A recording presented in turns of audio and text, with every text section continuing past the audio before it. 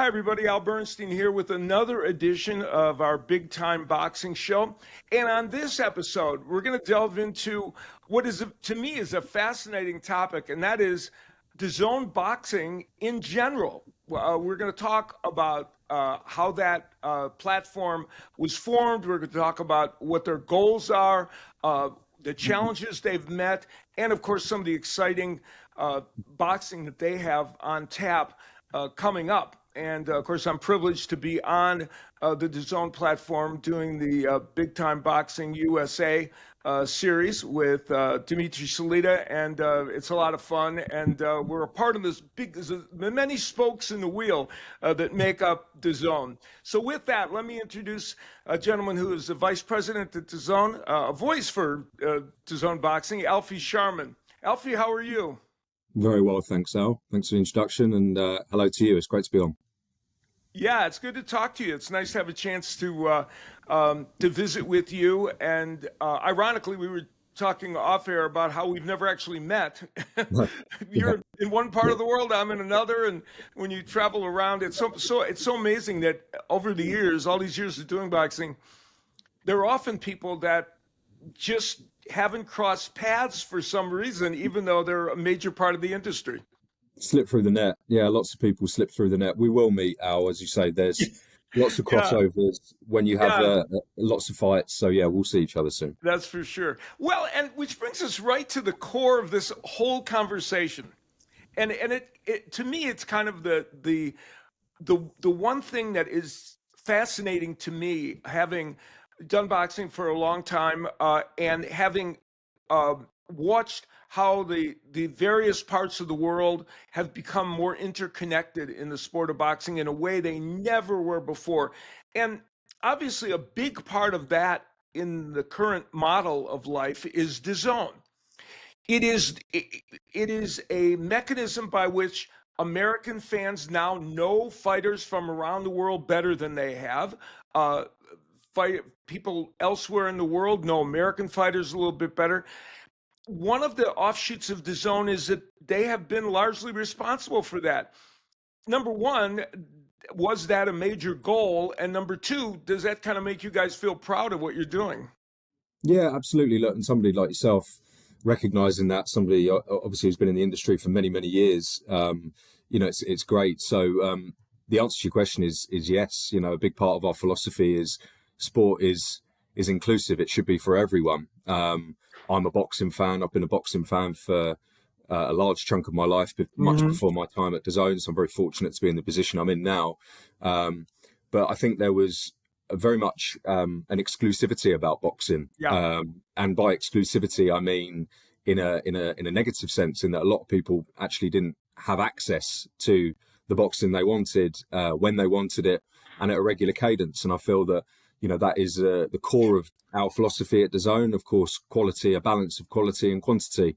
And to your point there, cross-pollinating stars, there are lots of, America loves its boxing, as does the UK, as do the other 200 plus markets in the world that DAZN operate in. I'd obviously have foresight on our traction in those territories, and it's on a very, very positive incline and continually doing that. 2025, our plan is to take it up an extra notch and really make it, challenging some of those big league sports in the, domestic football in the UK, of course, NFL, UFC, all of those big tier sports in the US. Boxing should be up there rubbing shoulders with those. And the second part of your question, I do feel very proud that DAZN has spearheaded bringing it, to the living room and beyond, which is a big part of our philosophy. Yeah.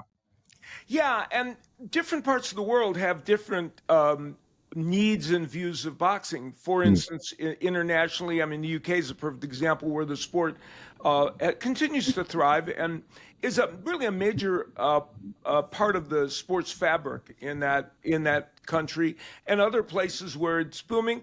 And the United States, a different kind of market, a market in which boxing, and I've watched it firsthand. Obviously, for many, many years, I was on ESPN and Showtime. And when Showtime stopped doing boxing a year or so ago, after HBO had stopped, and now there's, of course, talk about ESPN scaling back, the traditional way of delivering boxing in the United States has really shrunk to a great extent. And so it's interesting that the DAZN represents, in a way, the most important opportunity for United States boxing fans, because they need a platform to be able to see boxing. Yeah, they do. And look, we see this week in, week out with our viewership and with our subscription purchases. There are people that love boxing all over the world, and I wouldn't say they've been dehydrated of it, but there was a period of time where maybe they weren't quite getting the volume that they kind of would have liked, right? Yeah. And obviously there was a period of time where there were lots of fights taking place in other parts of the world. Obviously the heavyweight revolution of Anthony Joshua and European fighters. Of course, the United States has produced a stable of unbelievable and, in some cases, in my opinion, unrivaled stars. But there is always a period, and you will have seen this, Al, where it comes in peaks and troughs. And I feel like in the last 4 or 5 years that we were coming out of maybe a little bit of a trough, and I feel like kind of Canelo Alvarez and those kind of mainstream stars that are obviously become synonymous with our platform has enabled us to take boxing to the audiences and the volume of people that we believe that should be viewing the sport. Because look, you and I know this, the amount of effort and sacrifice and money that goes into it, not only from the fighters, but from their teams, from their families, and the people involved.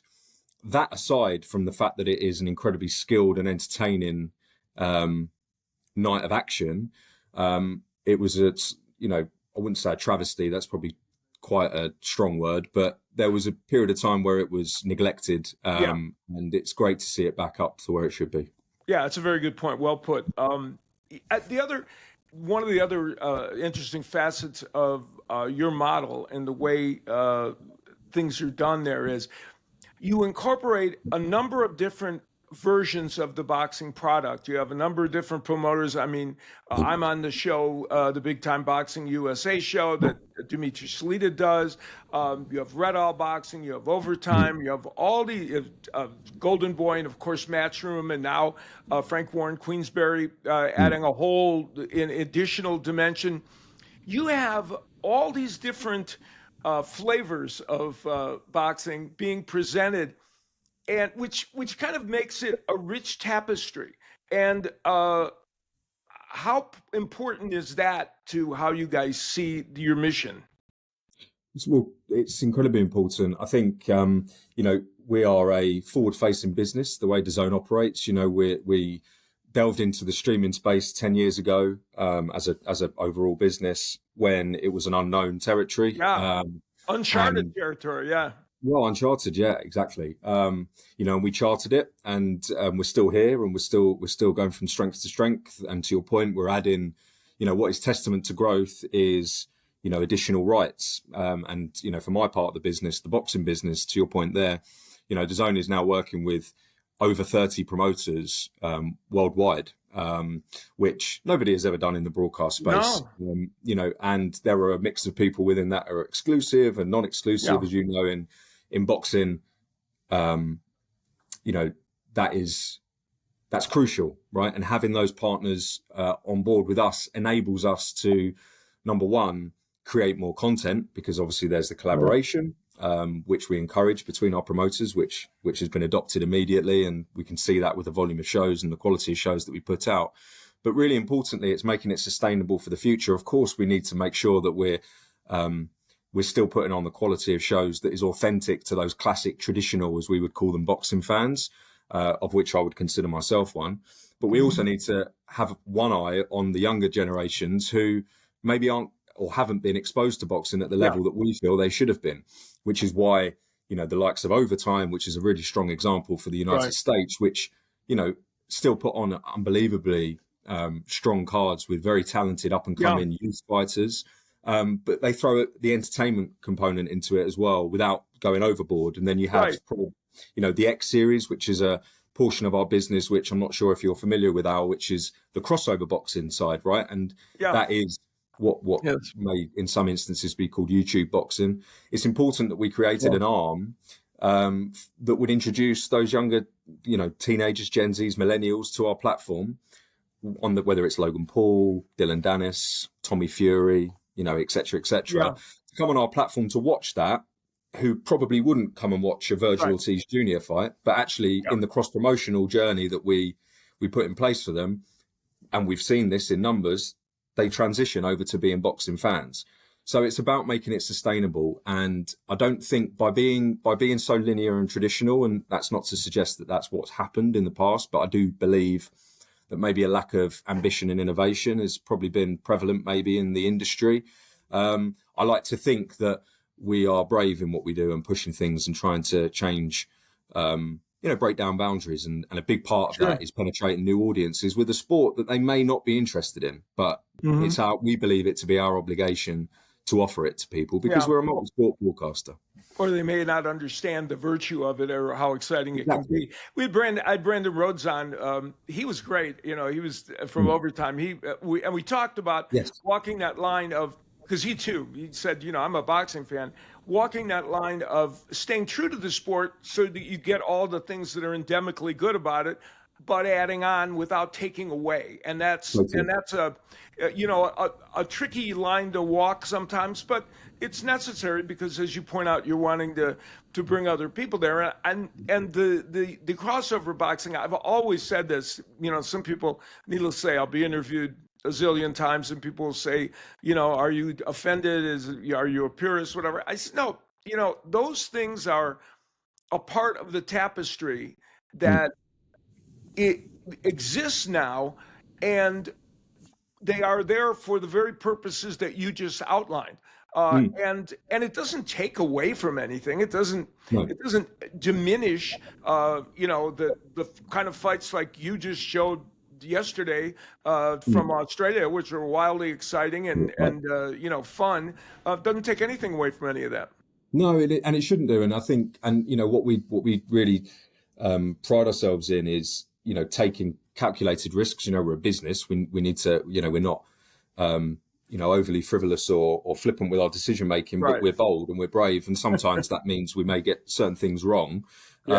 But more often than not, as long as it's a relative in this, in the positive, then the risks pay off. I think the one thing I would say, generally speaking, and you articulated it really well there, is you need to, the authenticity. Boxing is authentic, and as soon as it becomes, like a not credible entity, i.e. if it hasn't gone through the proper governing bodies or it's not a quality fight, then, it's the same as any sport. It's sport, it's quality, and it's training. And if the quality is not there, then you're open to criticism. Now, that's why we take a lot of pride in, the matchmaking and working with our promoters. Even in the crossover space, we need people who are going to take it seriously. We need people who are going to take it seriously and be safe, but ultimately entertain and put on a card. And the last thing I will say is making sure that we don't over prioritize either or. There was maybe a misconception when we launched our X series that meant that we'd be doing less in the traditional boxing space. It's meant the total opposite. We've doubled our volume of fights since we launched X series year on year. So we're catering for both audiences, and where possible, we'll cross-pollinate, and we'll continue to do that.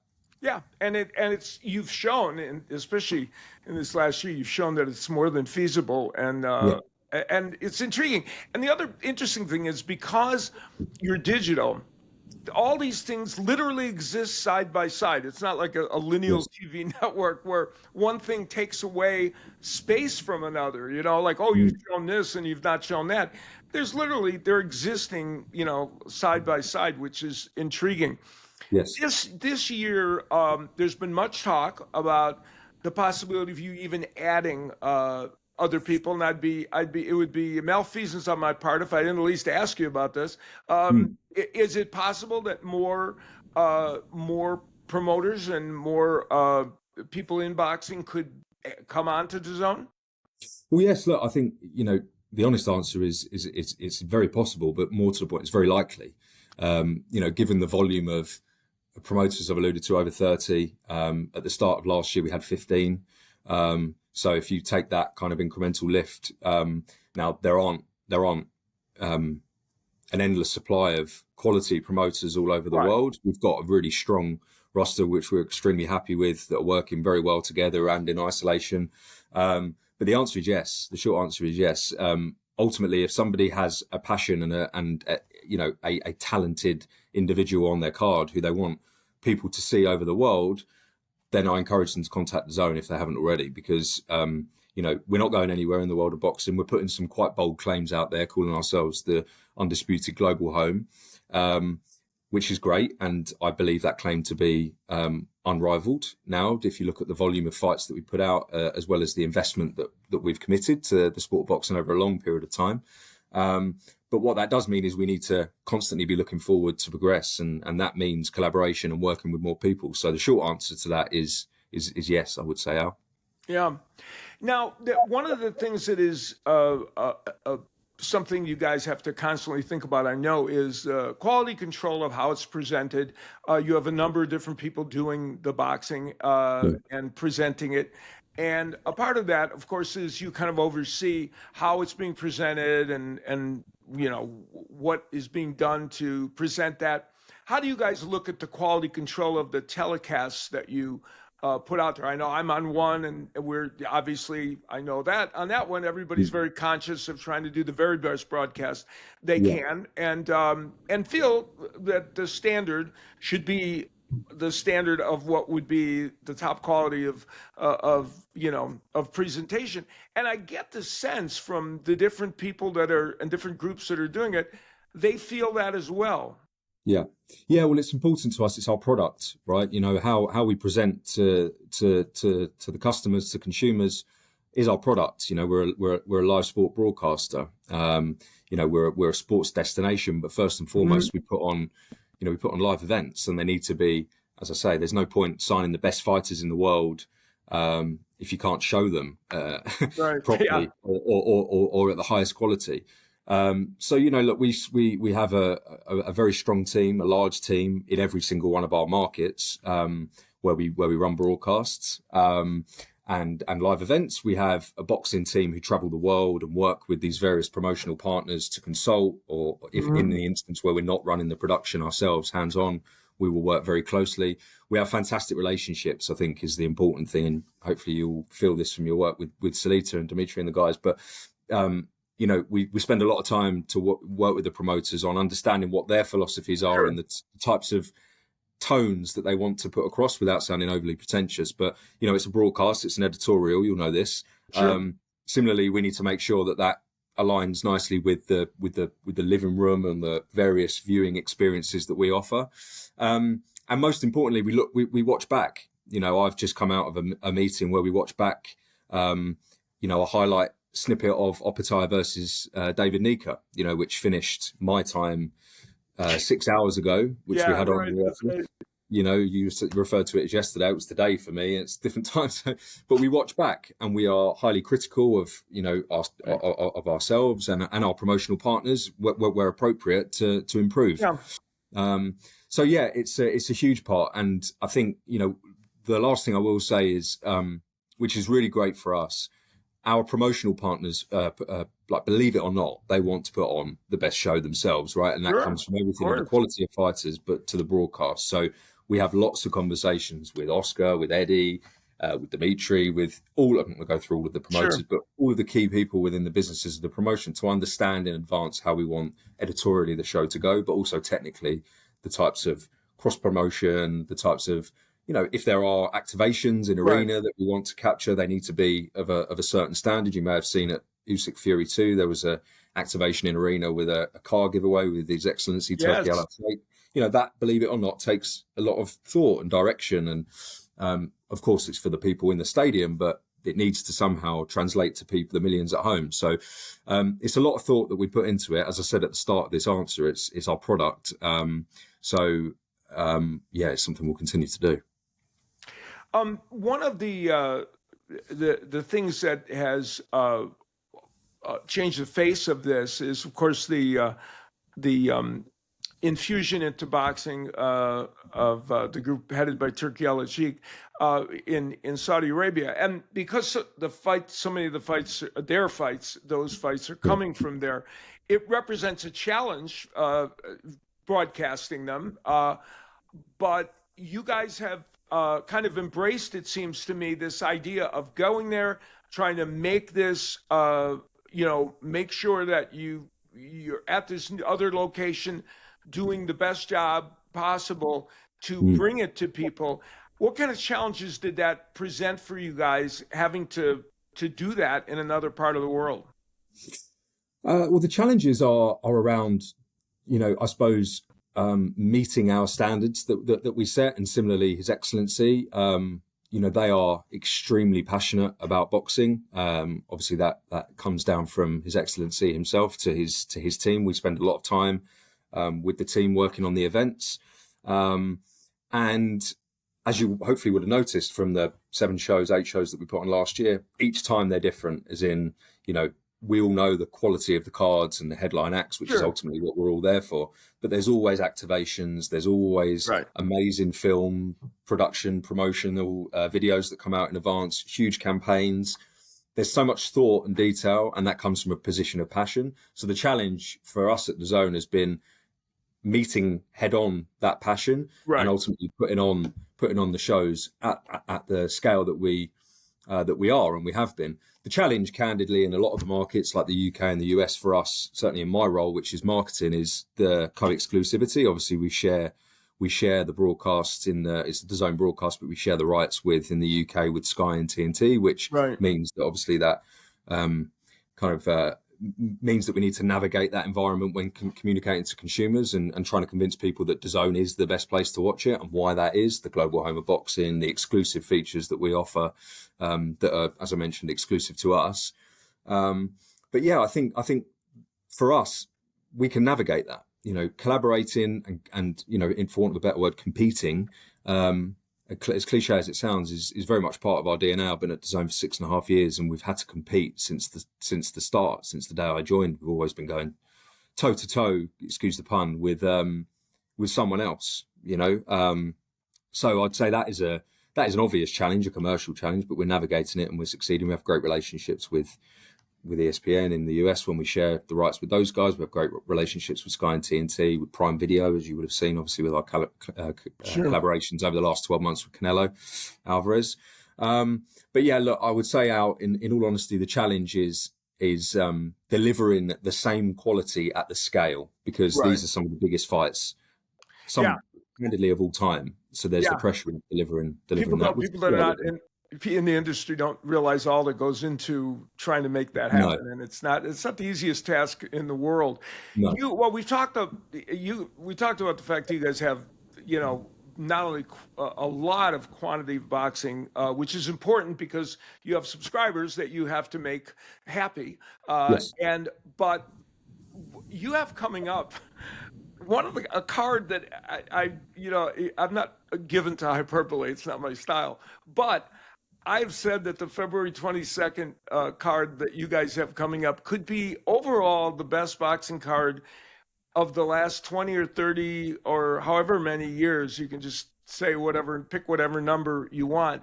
There's 7 fights on that card, and every single one of them could be a main event in a different setting or a different level of the sport. And to me, that is a centerpiece of the first quarter of the year for DAZN. Is that kind of the way you guys are looking at that?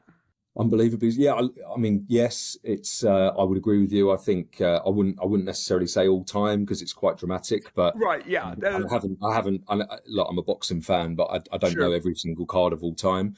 But certainly in my lifetime, I think that's just about dramatic enough. In my lifetime, it's the best.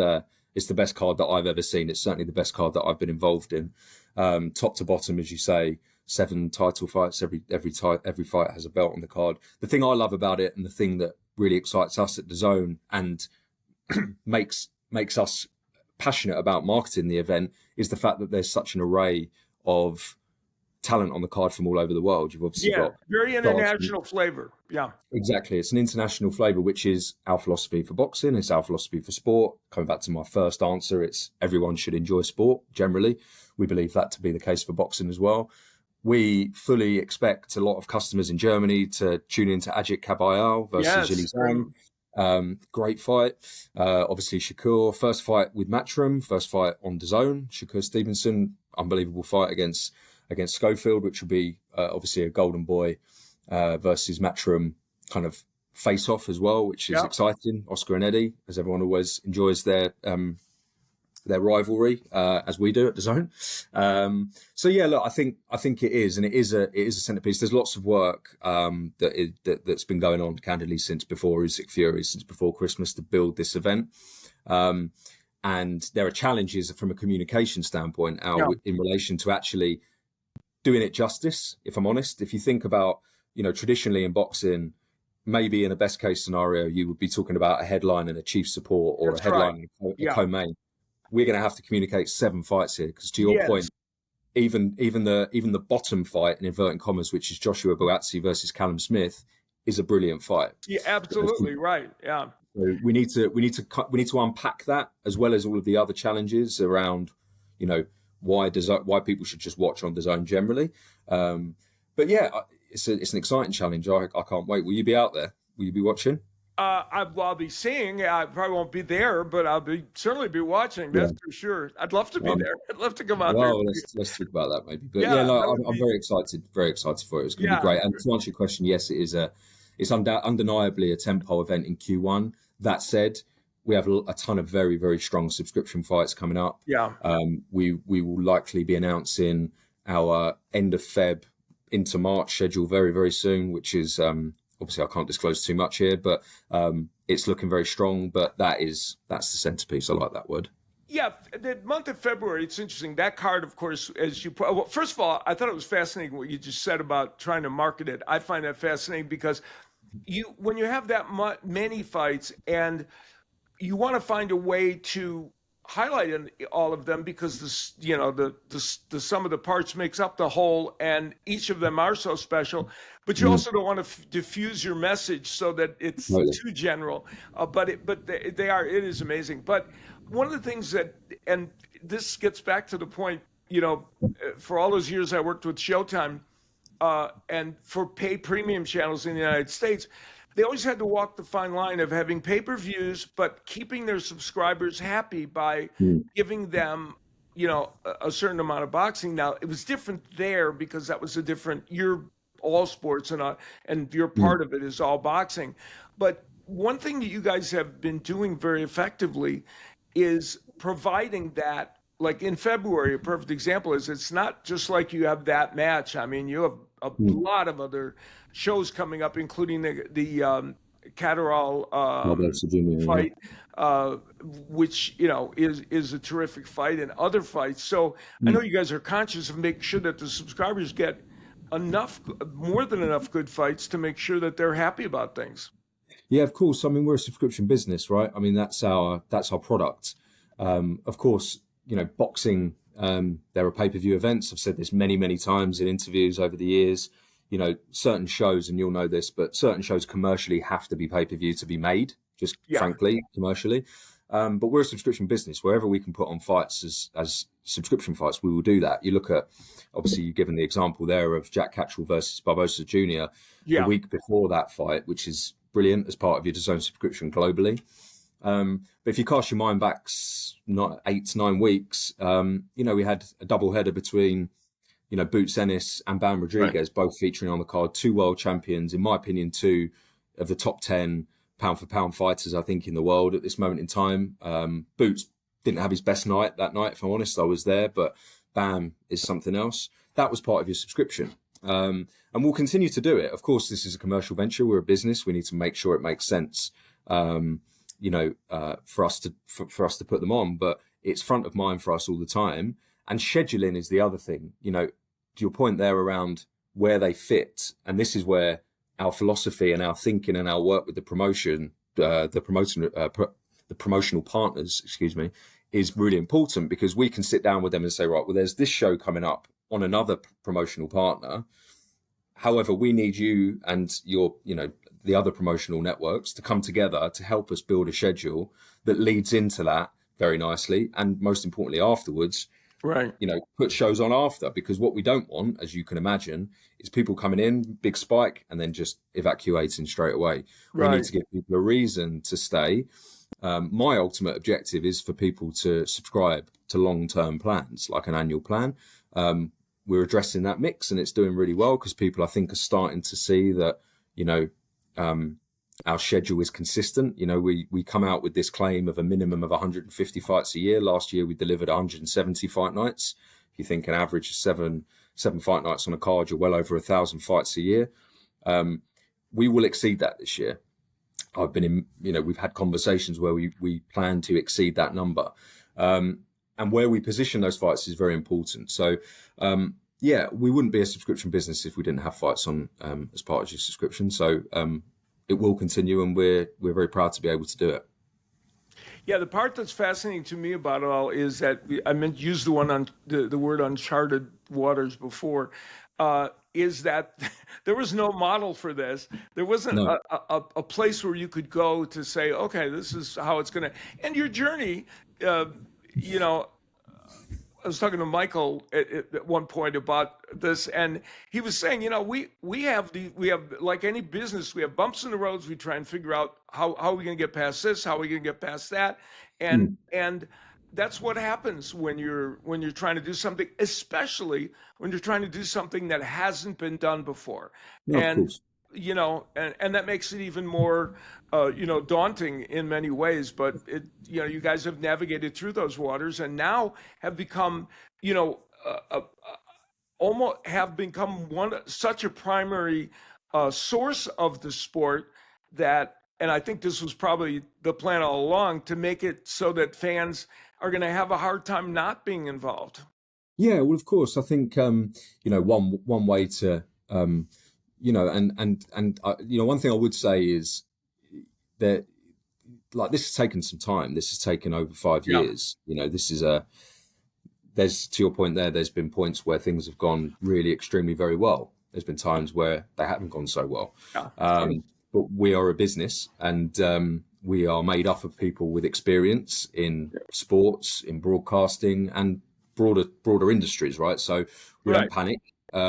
We learn. One thing that we are, hopefully I've conveyed this in some answers, but one thing we are is very self-critical, and we will observe and take note if we haven't done something right and learn from it. And we'll continue to do that. And I truly believe that with our ambition, our passion, and with that kind of attitude that I've just gone through there about not being afraid to try things and innovate, to your point there about there not being an existing blueprint, releases the shackles and gives us some freedom. Because good point. Right. And that's the palpable energy that I feel working in the business, is that we have an element of freedom. It does mean that you're taking risks a lot of the time because no one else has done it before. But what we hope is that, of course, the times when we get it right, it's celebrated and it translates to subscribers. But when you don't get it right, it's not necessarily the end of the world. You can learn and optimize.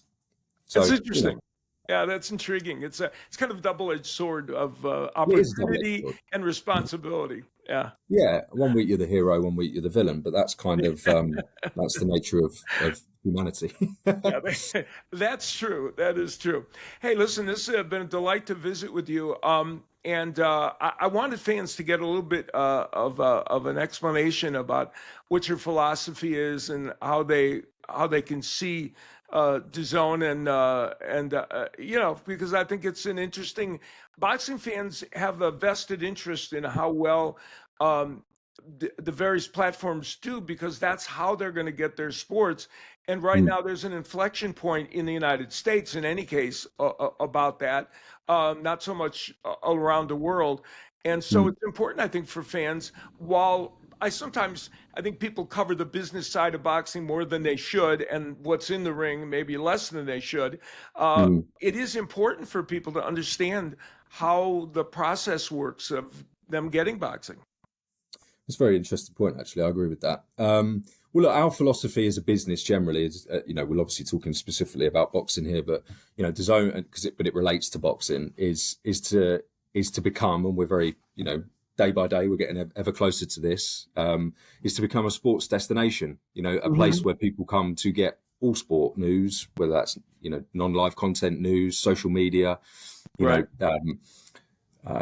interviews and content, as I mentioned, of course, live sport, promotional materials, reruns of previous fights, highlights, etc. So our philosophy, in order to deliver against that philosophy, and certainly for the boxing business in particular, it means that we need to put on more fights than ever before. We need to put on more fights than anyone else. We've currently achieving those two things. As I mentioned previously, we can't take our foot off the gas. We need to maintain that, which means continue to collaborate. That's one thing we're not scared to do, which I'm very proud of, is to work with other people. The proof is to be seen over the work that we've done certainly in the time that I've been here. We've worked with pretty much every main broadcaster who people would deem to be a competitor of ours. And you can't put on the volume of shows without collaboration. And I believe some of the issues around boxing in the past has been a reticence to collaborate. Yeah. We've broken down those boundaries, and I think significantly changed the behaviour in the sport from a commercial standpoint. But for the consumer, it's a balance of quality and quantity.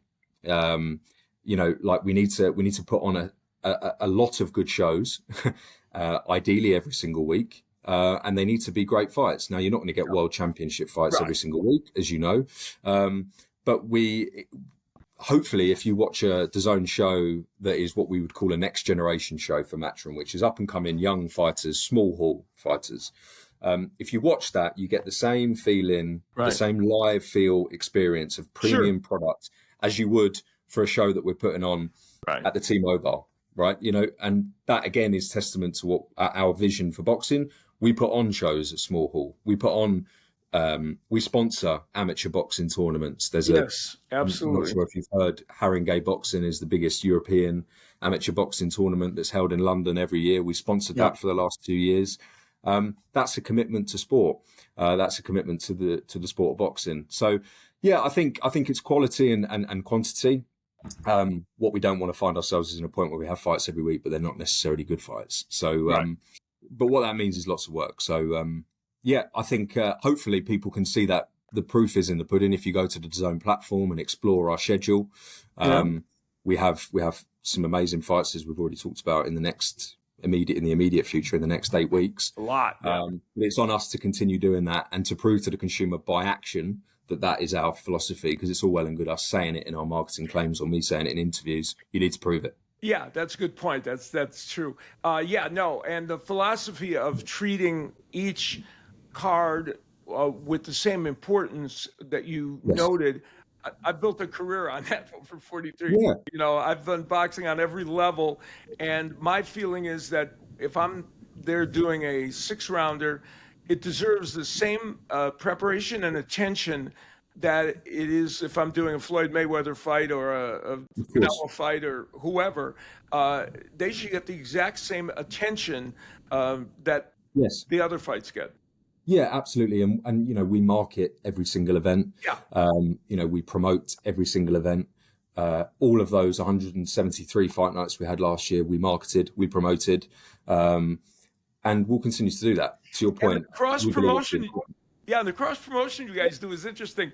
On one of the slew of fights, I did play-by-play because Corey was gone, and it's funny just because I was looking through the format and looking at all the promos, and I was laughing because when I'm sitting in the other chair, I'm noticing the promos or whatever, but then when you're there doing it actually, I'm like, man, oh man. There's like 20 promos in here, but that's the way to do it, because you want to cross promote. You want to make sure people don't forget that that's on. You want to make sure that if somebody is a one-time subscriber, let's say for the month, you want them to know, hey, this is coming up. So, you want them to come back and subscribe. Yeah, of course. I mean, what better time to tell people why to stay with your platform than when you're on it. it's the prime opportunity whilst they're immersed in an experience, hopefully a very good experience, that we tell them what more is, what's coming up. Of course, off-platform marketing and promotion is very important to us, but if you cross promotion, our DAZN ecosystem and what we call the machine is incredibly important to us, because you have your bullseye audience. If you're watching a 6-rounder, you're probably going to watch a mainstream 12-rounder like heavyweight title show, because it's a quality event and you've demonstrated that you're a boxing fan. So it's good that you've acknowledged that. There's a lot of promos. That's the balance, genuinely, from a viewing experience perspective, is obviously you want to make sure that there's an ample balance between communicating to people what's coming up whilst allowing them to enjoy what's happening. That's exactly right. Yeah, very much so.